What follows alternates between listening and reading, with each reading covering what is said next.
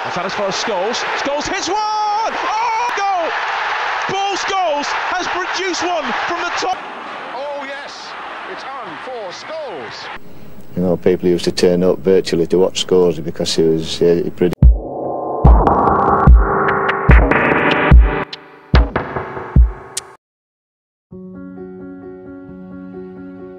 Paul Scholes, sebuah nama yang akan selalu terukir dalam sejarah sepak bola Inggris.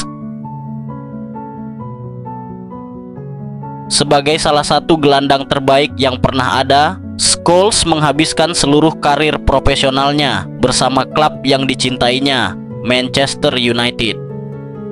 Mari kita simak perjalanan karir seorang maestro yang tidak hanya dikenal karena bakatnya, tetapi juga kerendahan hatinya.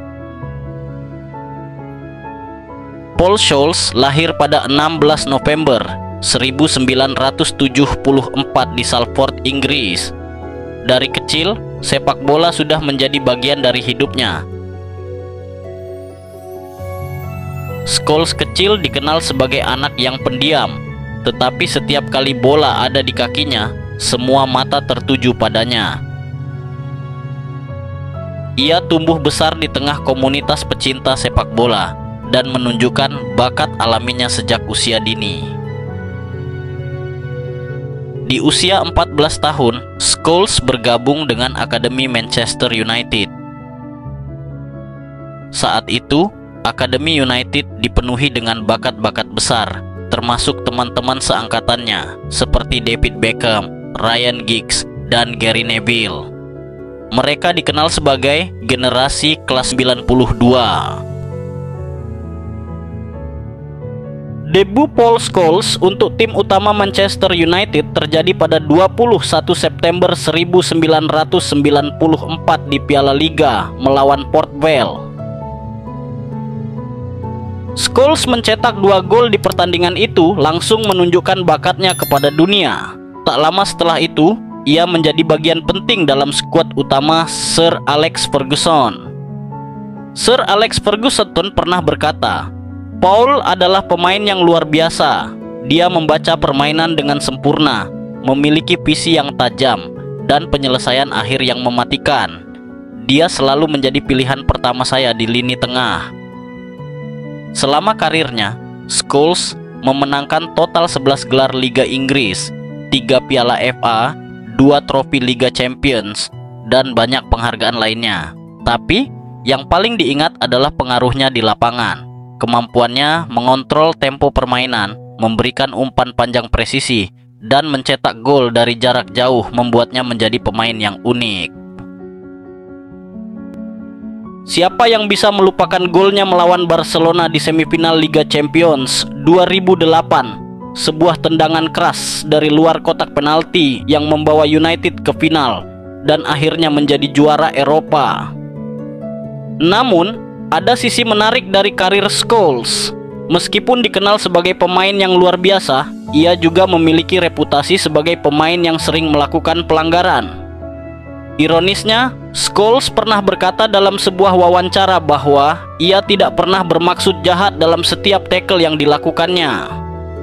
Saya bukan pemain bertahan terbaik, dan mungkin itu sebabnya saya sering terlambat saat melakukan tackle. Tapi saya tidak pernah berniat mencederai siapapun.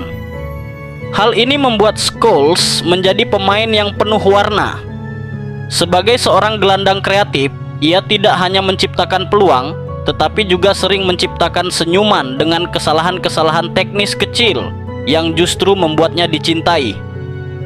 Scholes pertama kali pensiun pada 2011. Namun, kecintaannya pada sepak bola tidak bisa membuatnya menjauh lama.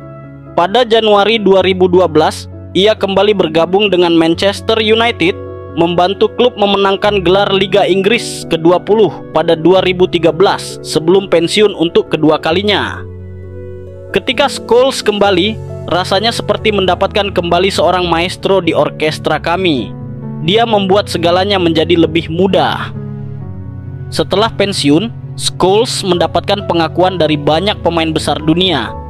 Zidane pernah berkata, "Jika saya bisa bermain dengan satu pemain di lini tengah, itu pasti Paul Scholes." Pirlo, Scholes adalah definisi dari pemain sempurna. Ia membaca permainan seperti buku terbuka. Setelah pensiun, Scholes sempat mencoba peran sebagai pelatih dan komentator.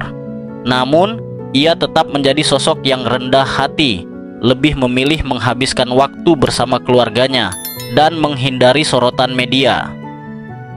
Paul Scholes adalah contoh dari pemain yang tidak hanya hebat di lapangan, tetapi juga memiliki karakter yang rendah hati.